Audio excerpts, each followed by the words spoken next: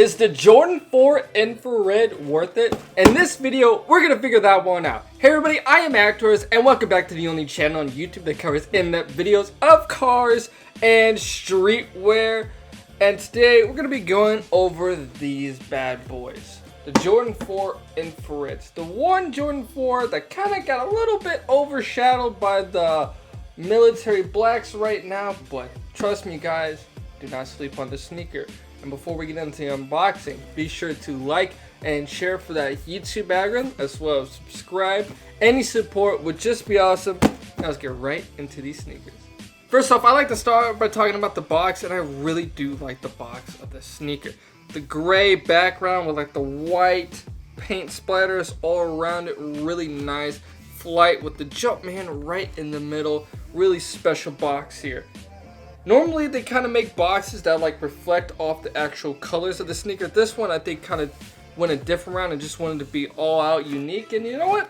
Screw it, I like it. Lifting up that lid, removing that white cement wrapping paper, and whew, I mean look at those, man. My first impressions of this sneaker is in hand.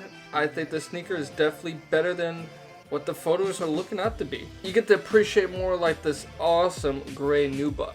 Here's a closer look at the Jordan 4 Infrared. Some background information. This shoe literally came out a couple days ago, June 15th, with the retail price on before I forget, $200. So this one looks like it's not really affected by inflation that much. But on the other hand, there was a lot of pairs of this sneaker, and the resale value kind of reflects off that. You know, it's going for a lot less than what the military blacks are going for, like about mid 200, which I think is absolutely insane and a steal for this shoe. More reasons why I think that. Well, let's just go over the styling of this sneaker, starting with the sole of the shoe. This Jordan 4 actually has a really intricate outsole. It's got a lot of different colors. We got gray at the top of the toe and towards the heel. We got an infrared Jumpman right there, surrounded by a little bit of a concave black section, followed up with some white and then an infrared spot right there. All classic Jordan 4 tech, wavy lines everywhere for that traction. Really cool. I didn't think they would put that much detail though in the outsole. We went up to the midsole of the shoe, a little bit more dialed down. You know, colors are just sticking to two colors for the midsole. So Jordan 4s really like to have a really big guard, as you can see right here, all done in white with another black guard right there. Back towards the heel, it's broken up to two sections. Black on top, white on the bottom, with the Nike air bubble right there exposed. Coming to the inner portions of the midsole, this is where the Jordan 4 likes to come down to like an arrow point, as you can see right there, followed by some more guard. Swooping up to the uppers of the sneaker, now this is why we're all here. As you can see, this Jordan 4 is broken up into different sections of different tones of gray. For kind of like the front panel and the mud guard, it is a lighter gray. Surrounds the whole toe, pretty nice. Above that is another panel with a even darker gray, and this surrounds the toe box and around the heel and everything. And then it gets, I think, slightly lighter. A little hard to see, but I really think that the panel above that gets a little bit lighter, just slightly though. And this panel covers things like the lace eyes, top section, all that good stuff. Also in the middle, we have that iconic Jordan 4 netting.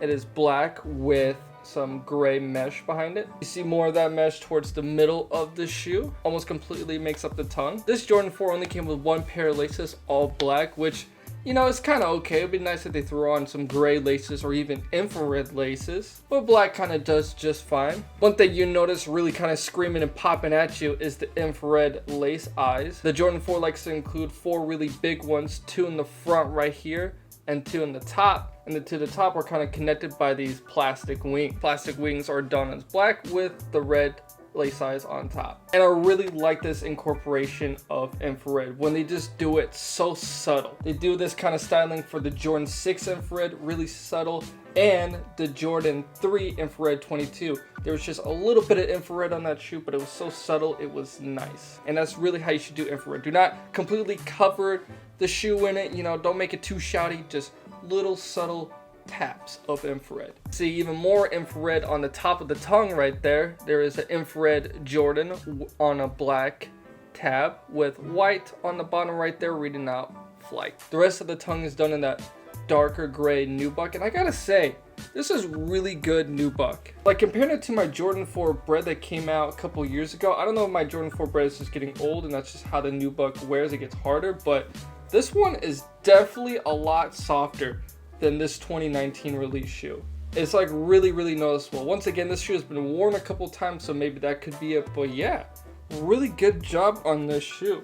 I really like when we start to notice a quality increase over time, you know, we're really getting $200 worth of shoe here. All right, with that out of the way, the back side of the tongue, all done in infrared with the upside down Air Jordan logo. This one is black with white text for Air Jordan. While we're on this position, let's talk more about the heel of the shoe. I already mentioned things like the midsole and the nice nubuck panels. Let's talk more about the pull tab here.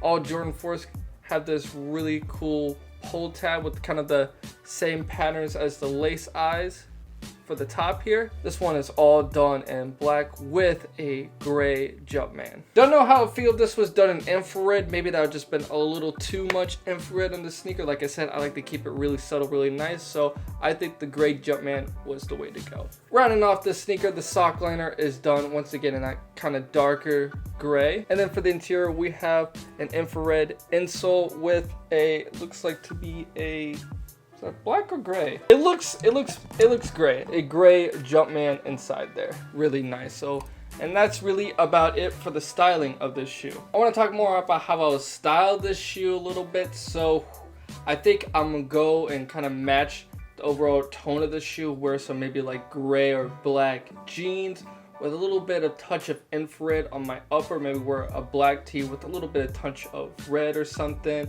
or maybe a red tee with some black unders, you know, just overall trying to match the tone of the shoe. You know, I feel like if you try to go crazy with it, it would kind of throw off the slick theme of this sneaker. So if I would say, if you're going to style the sneaker, try to go a little bit slick and those neutral gray color schemes. I think that would work best with the sneaker, you know, but if you think I'm wrong, please comment down below your suggestions or even send me photos, man. My email's in the description below. If you're already thinking about buying this sneaker, go true to size. I really feel like Jordan 4s wear true. Sometimes people think that's a little narrow with the shoe, so they like to size up a little bit, which is totally okay. As always, if you have the ability to try on a pair of Jordan 4s, I would do so before buying. And yeah, time to give my final verdict of the shoe. If I had to score this shoe between 1 and 10, I'll give the shoe a 9 out of 10. I honestly think that this shoe is better than the military blacks, just because I love this theme of shoe. Military blacks are kind of just normal, if not basic, you know, just black and white Jordan 4, which is a really good shoe, but this one is just so slick with the grays, with those little touches of infrared, you know, slick with the little hints of crazy. That's how I like my shoes. You guys might think I'm crazy for saying that, but that's just honestly how I feel about this shoe. And ooh, the quality of the shoe is just so nice as well, man. Really well done shoe here.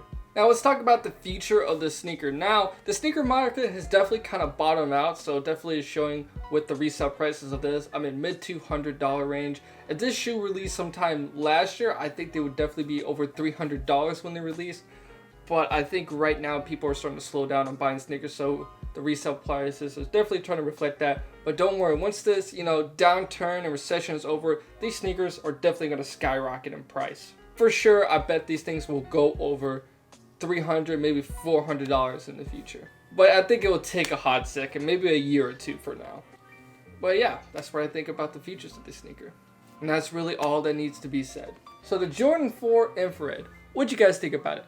Comment down below your opinion, like and share for that YouTube algorithm, and last but certainly not least, subscribe. I'm going to exit off with some on-feet footage, so let's get to it.